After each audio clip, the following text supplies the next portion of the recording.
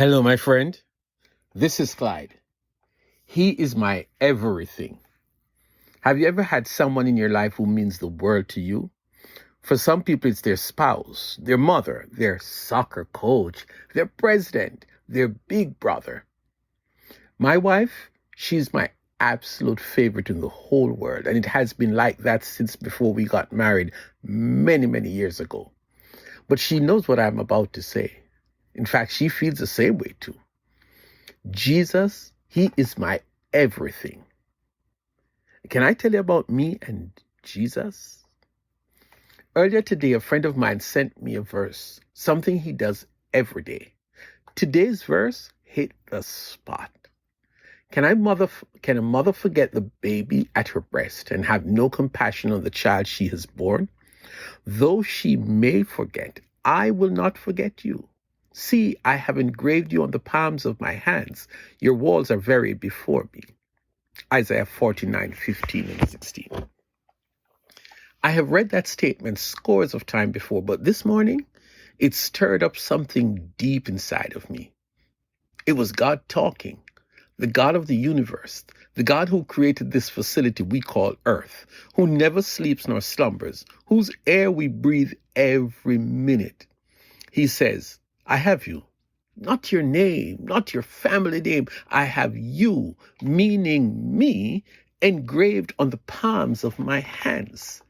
If God has two hands and each hand has a palm, then my picture, not my face, my picture is in both palms of both hands of this great, big, wonderful God. You have no clue what I'm talking about.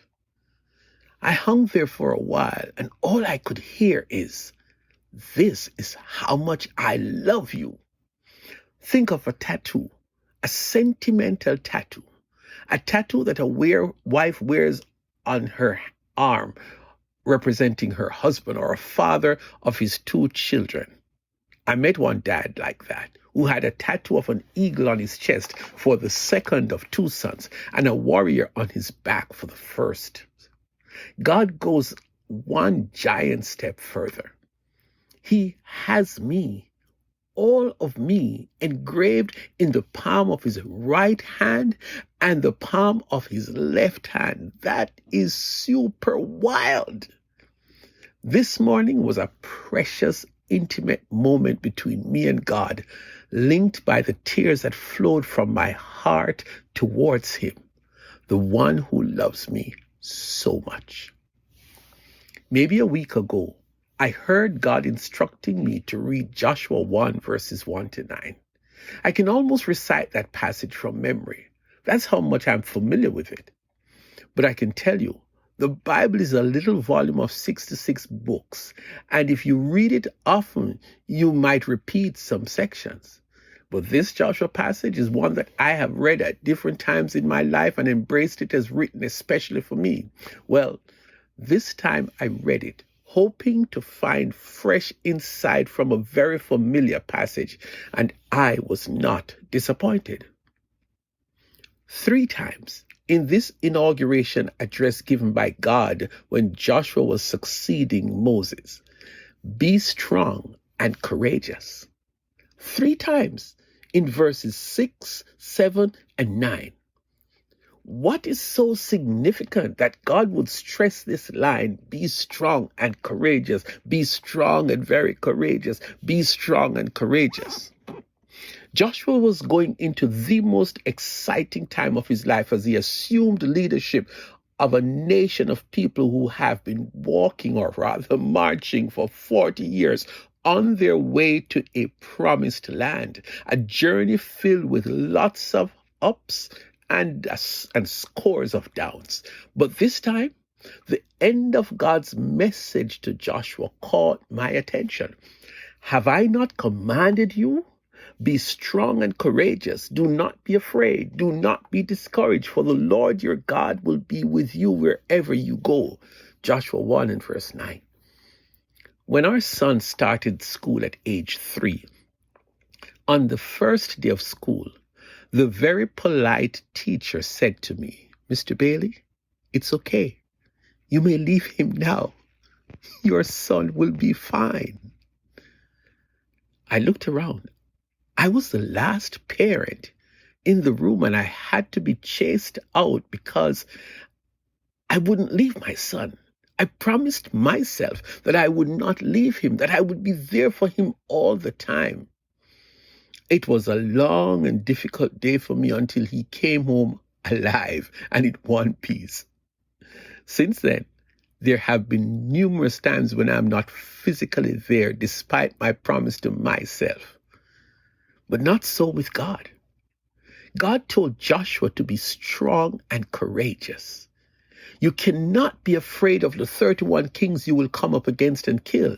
Joshua 12 and verse 24. And you cannot be afraid of the gigantic barrier you will face, the notorious walls of Jericho that you will march around until they crumble like sand. You cannot be discouraged when you come up to the Jordan River when it is at flood stage all during the harvest season, wondering how you will get to the other side. Joshua 3. You know why? You know why you cannot be afraid or discouraged? For I will be with you, Joshua. In fact, I will be with you everywhere you go. Can you even fathom what that looks like? I was blown away to think that God is with me everywhere I go, 24/7. My God is one who generates great hope. When you read the 23rd Psalm, you thoroughly embrace the first 3 verses, the ones that talk about him being my good shepherd, where he makes you to lie down in green pastures, where he guides you along paths of righteousness for his name's sake. And you believe that this is the totality of your Christian experience. It's all beautiful and lovely. Then you come to one of the darkest verses in the Bible. Even though I walk through the darkest valley, or otherwise stated, the valley of the shadow of death. Stop. All you see is death. Your death. But he consoles you by saying he is with you with his rod and his staff. You'd be lucky if you survive this grim and dismal place called the Valley of the Shadow of Death. But you come out of that place because you walked through. And there is a table right in your face with tons of goodies. And your devious, malicious, envious enemies are looking on and just regret not being able to lay one single hand on you. The shepherd, he is there. Oh no, I'm only just getting started.